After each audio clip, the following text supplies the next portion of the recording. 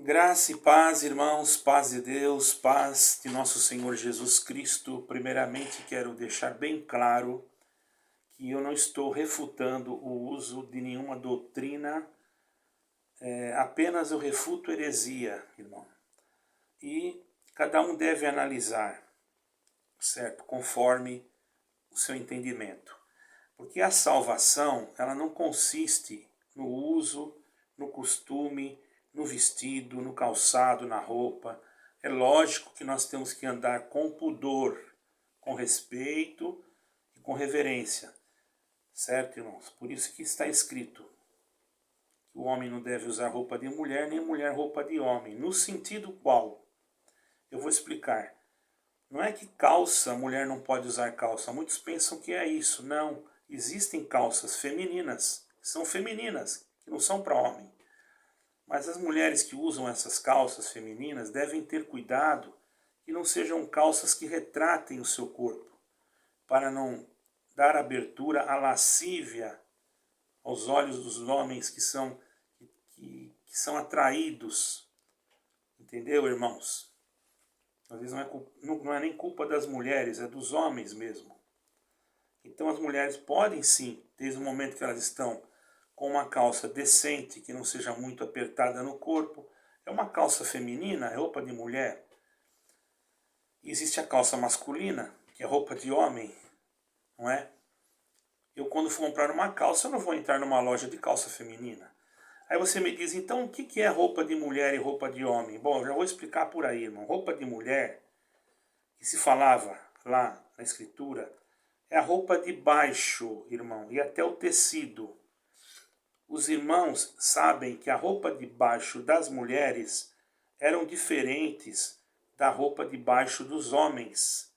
Existiam homens que já tinham tendências a espíritos diferentes e que usavam a roupa de baixo feminina. Isso era abominação ao Senhor. E tinha mulheres também que usavam roupa de baixo masculina. Vocês estão entendendo? E até o tecido da roupa do homem era diferente do tecido da roupa da mulher. Por isso que se você pegar aí algum documentário antigo que fala daqueles tempos, você vai ver que realmente existiam diferenças nos tecidos e também se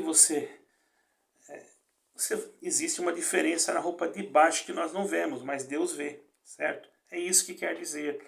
Mas há uma miscelângela. Agora é claro, irmão, que a mulher não pode ir também numa igreja com uma roupa degotada, que a gente vê todas as coisas, às vezes até fica feio, não é? Ainda mais dentro de uma igreja, muito menos fora, muito mais fora, porque nós temos que ser exemplo também lá fora, não dando lugar a nenhum tipo de espírito de lascívia. A pessoa pode andar com uma calça feminina, não dando lascívia, irmão. Pode andar com uma roupa feminina que seja diferente de uma saia, porque existem saias também que trazem lascívia, existem saias que não dá pra gente nem olhar para a pessoa, porque retrata o corpo, o tecido cola no corpo. Então, isso é muito difícil de a gente dar uma interpretação correta por causa disso. Ah, a mulher só pode usar saia, mas ela chega na igreja que ela vai, que se ela dá um passo maior, ela rasga a saia, porque de tão apertada que é. Então, irmãos, não sejamos machistas, sejamos espirituais e deixamos as irmãs andarem mais de acordo, sempre dando um conselho, sempre ajudando-as, porque elas também são a parte mais fraca, no sentido de ter mais vaidades do que o homem, porque o homem ele já é mais assim, ele precisa da mulher. Aí de nós se não fossem as mulheres que nos ajudassem, nós temos que respeitá-las e não tratá-las mal, como se fosse um animal. Tem irmãos aí que tratam as irmãs que, meu Deus do céu, parece que está tratando. Quando é namorado, meu benzinho, meu amor. Quando está casado, já trata que nem um... Que é isso, irmão? Trata a sua esposa com carinho, com amor. Faz isso, você vai ver que melhora até o teu relacionamento. O assunto não é esse, irmãos. O assunto, dentro de um contexto teológico, vou dizer assim, é um assunto do véu. Tem aqui um texto já preparado para mim poder falar sobre isso. Senão seria muito difícil eu lembrar tudo isso aqui, ok? Bom, primeiro nesse comentário, nós procuramos efetuar algumas falácias concernentes ao uso do véu e o corte de cabelo no contexto de Corinto, ok? Porque Paulo enfatiza algumas determinações alusivas ao assunto, como princípios morais e eternos, ou como princípios circunstanciais. Uma pergunta. É como princípios morais ou eternos ou como princípios circunstanciais? Vamos ver quais são os princípios então. Bom, irmãos, teríamos algum respaldo à luz da hermenêutica bíblica, certo, irmãos? Para determinar o uso do véu para os dias atuais? Teríamos ou não? Vamos lá, irmãos. Seria uma falta de decência das mulheres cristãs a não utilização do véu atualmente? Agora, por que as mulheres judaicas usam e usavam o véu? Que ainda tem muitas que usam, certo, irmãos? Pelo menos eu tenho visto várias quando tenho ido a Israel, faz tempo que não vou, mas vi várias mulheres muito bem trajadas com aquele véu. É um véu que não é esse véu que as irmãs usam. Esse véu que as irmãs usam não tem nada a ver com o véu que Paulo falava, meus irmãos. O véu que Paulo falava era outro tipo de véu, sim. Basta você estudar e procurar, você vai ver fotos. Esse véu que as irmãs usam, esses véus são chamados véus das irmãs de Maria, da igreja romana, certo, irmãos? Porque as mulheres judaicas usavam, né? E as helênicas, quer dizer, as gregas, não usavam.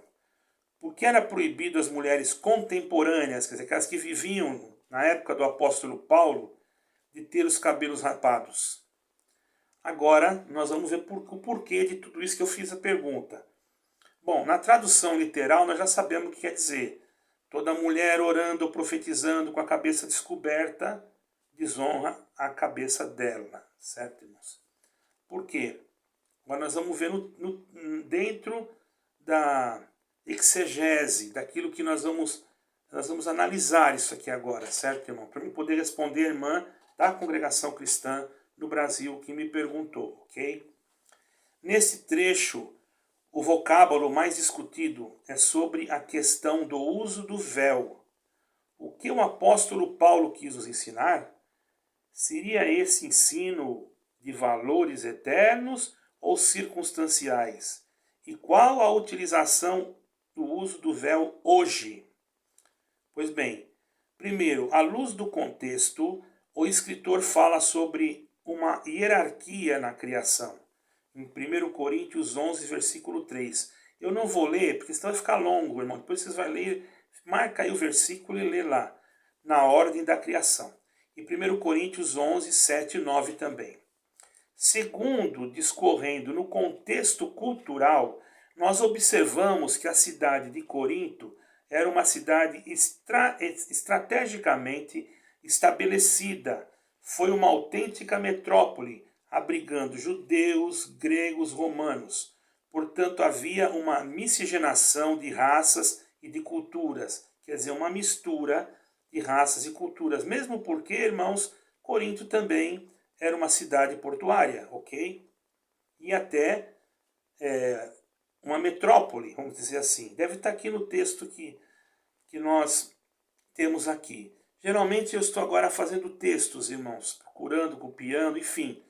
E para ficar mais fácil, porque senão a gente tem na cabeça, mas pode passar, repetir.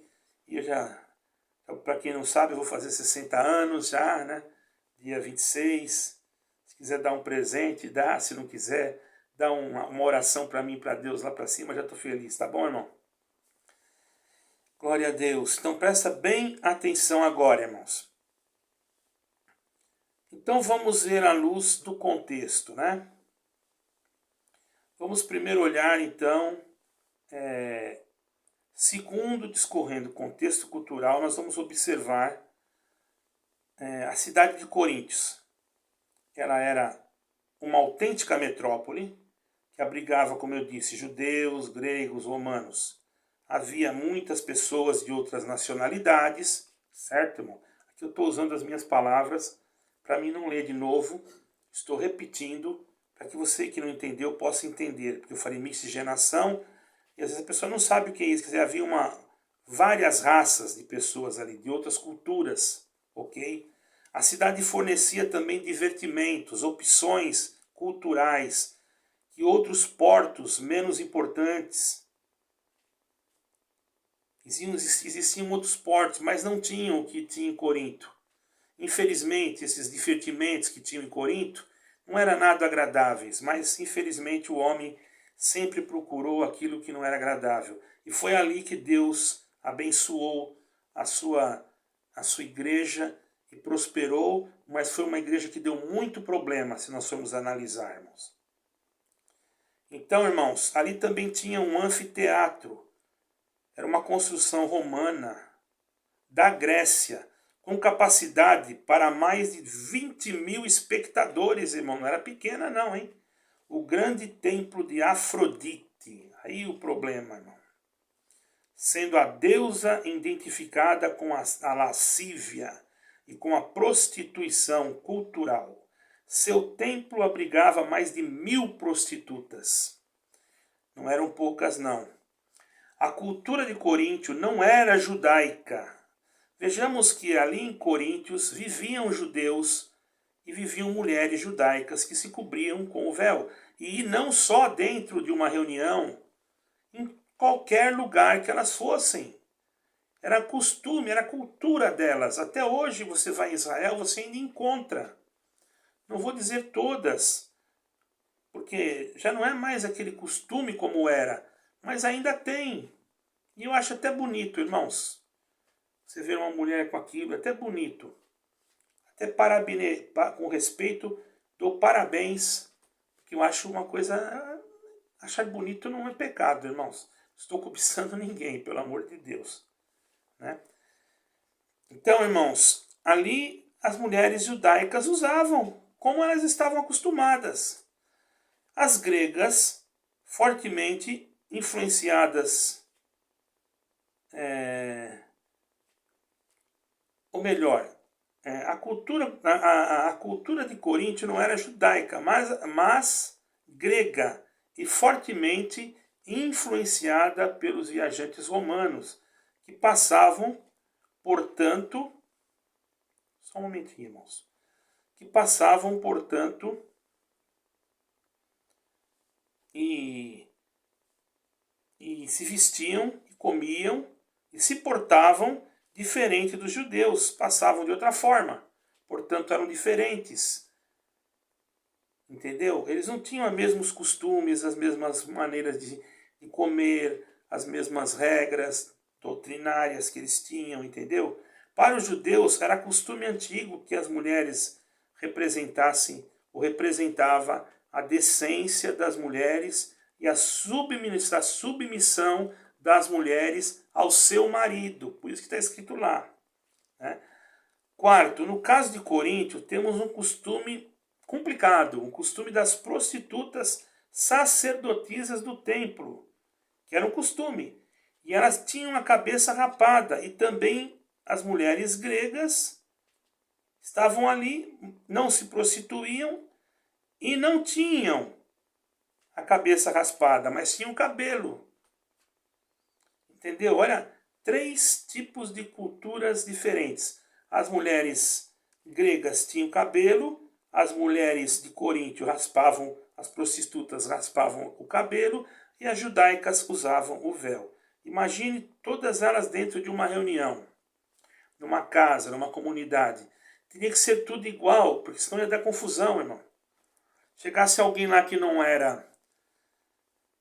ainda não era convertido, não conhecesse o evangelho, ia pensar que ali tinha prostituta, ia pensar que ali tinha... Você está entendendo? É uma coisa complicada. Paulo tinha que organizar aquilo ali. Veja a cidade de Corinto, esquece o resto. Para você entender, você tem que fazer isso. Entendeu?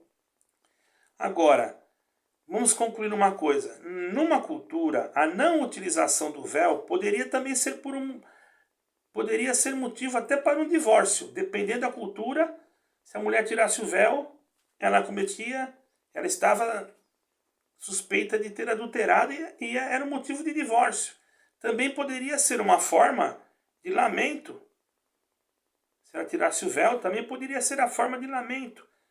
Agora, ter a cabeça rapada era indicar uma mulher de culpada de adultério. Entendeu, irmãos? Mas para as sacerdotisas de Afrodite não tinha problema, porque elas eram prostitutas mesmo. As sacerdotisas, essa palavra me enrola a língua, do templo de Afrodite raspavam a cabeça conforme um costume local. Elas teriam que se entregar a algum desconhecido, olha que difícil, que cultura complicada. Sexualmente elas se entregavam uma vez por ano. E havia em Corinto 1000 prostitutas sacerdotisas de Afrodite.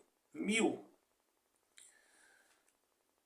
Agora, quinto, nós vamos enfatizar que Paulo não ensinava nesta passagem bíblica os princípios morais eternos, e assim circunstanciais, ou seja, cultural. O ensino era que, por uma questão de coerência, aqueles que quisessem manter a tradição do uso do véu hebraico deveriam também preservar o uso dos cabelos compridos presente na cultura helênica. Está entendendo? Tinha que preservar Quer dizer, a judaica não podia cortar um pouquinho de cabelo, tinha que preservar porque tinha a helênica. Você está entendendo, irmãos? E tinha que manter o véu sobre a cabeça porque ela estava debaixo da autoridade do seu marido. Segundo o escritor Ricardo Gondin, isto porque da mesma forma que uma mulher sem o véu era considerada prostituta pelos judeus, uma mulher com a cabeça rapada era tido como meretriz pelos gregos.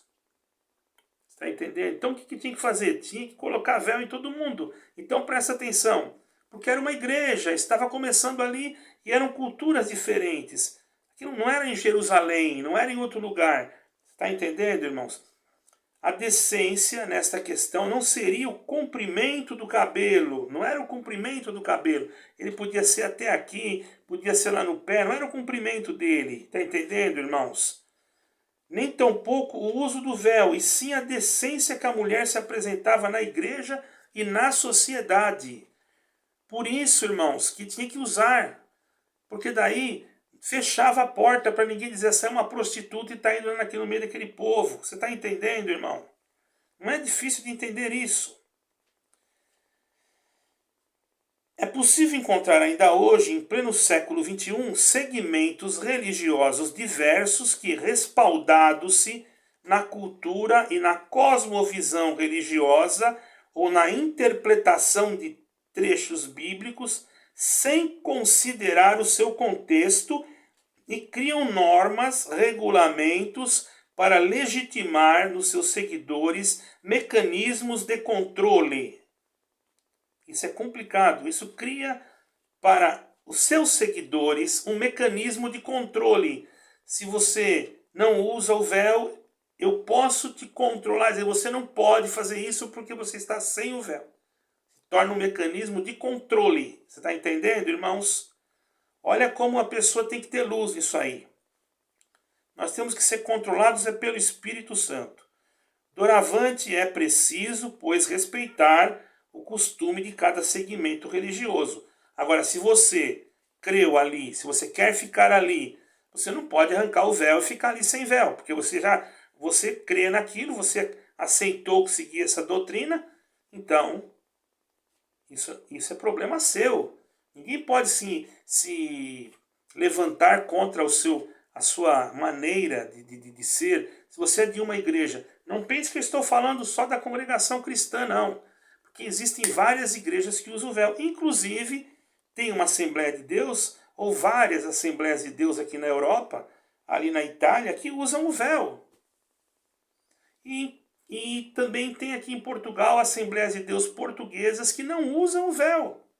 Mas vocês querem saber? Umas visitam as outras. E não há problema algum, não há nenhuma degladiação por causa disso. E nenhuma diz que eu vou para o céu e você não vai, porque você não usa. Pelo amor de Deus, isso daí, irmão, é ser exclusivista. O maior erro que existe. Nós temos que estar em Cristo, não é em pedaço de pano, nem nada, nem em ósculo, irmão. Nada disso vai levar nós para o céu, irmão. Só o Senhor Jesus Cristo. Agora, respeitar, eu respeito. Se eu for na congregação, eu respeito. Minha esposa respeita. Se eu for na assembleia, eu respeito. Porque eu sou liberto, irmão. Eu vou onde Deus me manda. Se eu for na assembleia lá da Itália, lá não é obrigatório. Lá a pessoa que quer usar, usa. Quem não quer, não usa. Certo, irmãos? É critério da pessoa. Mas usa. A maioria. E também ósculo. Certo, irmão? Interessante. O ósculo deles, irmão, não é igual o ósculo que é na congregação. Eles dão ósculo dos dois lados. Eu vou dizer que está errado? Será que um ósculo dado dos dois lados vai interferir uma pessoa de entrar no céu, irmãos? Que interfere é a língua da pessoa falar mal dos outros. Isso aí interfere muito, irmãos. Difícil, irmãos. Isso deixa a gente até triste de pensar, porque tem tanta gente que só quer destruir a vida dos outros e destruir a fé dos outros. Aqui eu estou respondendo uma irmã dentro daquilo que é legítimo, irmãos, daquilo que está dentro da legitimidade e do contexto daquilo que está escrito, ok? Porque, irmãos, nós não podemos criar regulamentos para legitimar os nossos seguidores. Nós não podemos fazer isso. Espreitar os costumes de cada segmento religioso, ou seja, aqueles que proíbem, por exemplo, o corte de cabelo para as mulheres ou o uso de calças compridas, sem, contudo, condicionar ou até mesmo atrelar a salvação da alma. Certo, irmão? Quer dizer, você atrela a salvação da alma se a mulher usa uma calça. E a calça dela é decente? É calça feminina? Porque hoje existem roupas femininas e roupas masculinas. Como que você vai atrelar a salvação a isso? É claro que uma mulher ela tem que se portar com respeito dentro da igreja. Não quer dizer que se ela vai com uma calça ela está desrespeitando. Porque existem calças femininas. Senão não existiria lojas de calças femininas. E existem calças hoje femininas que são largas até demais e parecem até uma saia. Não sei se os irmãos já viram. Temos que ter cuidado, irmão. Cada um tem que procurar se manter de acordo com o lugar que se encontra também. Mesmo assim, nós que somos cristãos, vamos nos manter de acordo com a presença de Deus que está em todo lugar. Certo, irmãos? Como eu já disse, a roupa do homem nem era calça. O homem usava uma roupa aqui até o pé. Porém, a roupa de baixo era diferente da roupa da mulher. E era essa roupa que o Senhor abominava. Hoje não. Hoje também a roupa de baixo é diferente da roupa da mulher do homem. É diferente. Mas a calça não. A calça tem feminina e tem masculina. Certo, irmãos?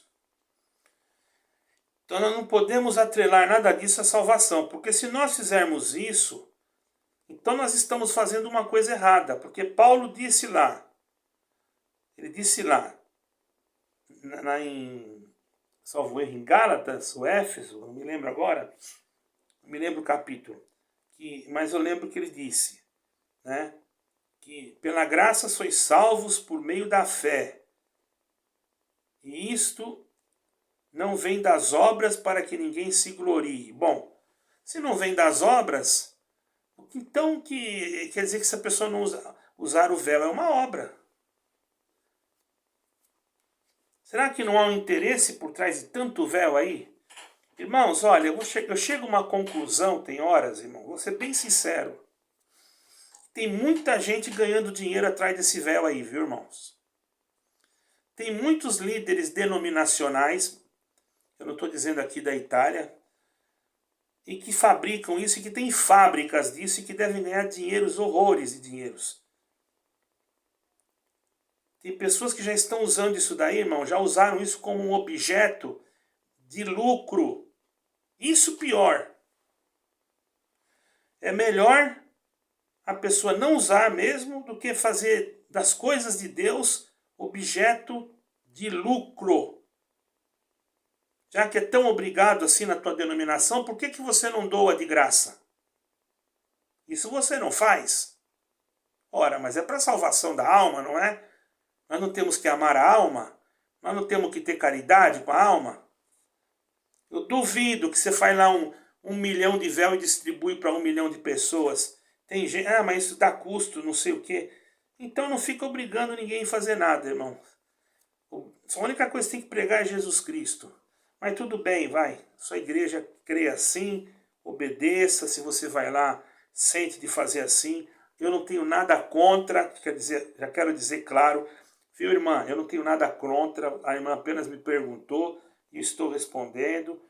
E eu respeito também. Não trato ninguém com desrespeito aqui. Apenas estou falando com sinceridade. Só isso. E não admito que ninguém venha aqui dizer que eu estou xingando ou falando contra a doutrina de tal igreja ou de tal igreja. Eu não estou falando contra. Eu estou falando da verdade que acontecia naquela época, de acordo com o costume local e a cultura local. Certo, irmão? Agora, se você acha diferente, você tem o direito de achar o que você quiser achar, desde a hora que você não venha me xingar aí de anticristo, de serpente e etc. Certo, irmãos? Eu não estou aqui fazendo esse trabalho para ficar escutando coisas que não edificam, certo, irmãos? Então, irmãos, não há qualquer restrição bíblica hoje, não existe qualquer restrição bíblica hoje quanto ao corte de cabelo ou a proibição de uso de calças compridas para mulheres. Deve-se respeitar o contexto religioso e cultural, que é que o seguidor ou a seguidora estão inseridos, entretanto, salientando, sobretudo, que nenhuma tradição ou norma cultural está acima das escrituras sagradas. Quer dizer, eu tenho que respeitar, se eu vou numa igreja, numa denominação, se eu sou de uma denominação, que eu tenho que pregar usando gravata e terno, não tem problema, sou daquela denominação, eu crio ali, eu vou usar. Se eu sou de uma denominação que prega o mesmo Jesus Cristo, a mesma palavra, mas não precisa colocar gravata quando vai pregar, eu prego sem gravata. Para começar, esse negócio de gravata nasceu aqui na Europa. Jesus Cristo não usava gravata e nenhum apóstolo usou gravata, certo? Então tem coisas que as pessoas... Eu lembro que tinha um irmão que, se não tivesse de paletó, ele já ficava falando lá em cima do púlpito. Quanta gente foi embora, nunca mais voltou na igreja por causa daquele irmão. Porque ele falava mal da pessoa que estava sem paletó. E o que tem a ver um paletó, irmão, com a salvação da alma? É uma tremenda de uma ignorância. E a pessoa que está sentada também, se não tem entendimento também, porque não é ensinado, entendeu? Então, irmãos, nós temos que ser básicos naquilo. Temos que ser básicos. Olha, aqui nós usamos o véu e pronto. Se quiser ficar aqui, nós usamos o véu. E não explique mais nada. Mas por que usa o véu? É porque faz parte da nossa, do dogma da nossa igreja. Agora, doutrina, o Senhor Jesus falou: nenhuma doutrina vos dou, além desta, amai a Deus sobre todas as coisas e o próximo como a si mesmo. Quem fizer isso, já tem salvo a sua alma. Por quê? Se nós lembrarmos dessas duas coisas, nós guardamos os mandamentos. Porque, irmão, quando nós amamos a Deus sobre todas as coisas, nós amamos a nossa alma. Sabia disso? Quando você ama a Deus sobre todas as coisas, você ama a tua própria alma. Porque Deus amou a tua alma. E aí você ama a alma do outro como se você estivesse amando a tua. e é o que precisa, e é o que está faltando. Só tem gente falando coisas e entrando no comentário xingando os outros e não amando os outros. Eu pergunto, é o teu véu que vai te levar para o céu ou é Jesus Cristo? Você quer usar o véu? Louvado seja Deus, pode usar, irmão, eu não tenho nada a ver com isso. Mas não vem dizer que é o véu que vai te salvar, porque não é. Quem salva é Jesus Cristo. Então a irmã que perguntou, fique sabendo, irmã, se a irmã foi para uma igreja que não usa o véu, não se preocupe, não fique atribulada, porque Deus não vai deixar de te ouvir porque você está sem véu. Certo, irmãos? É isso que eu quero passar para vocês. Foi o que a irmã me perguntou. Deus seja sempre glorificado. Amém e amém.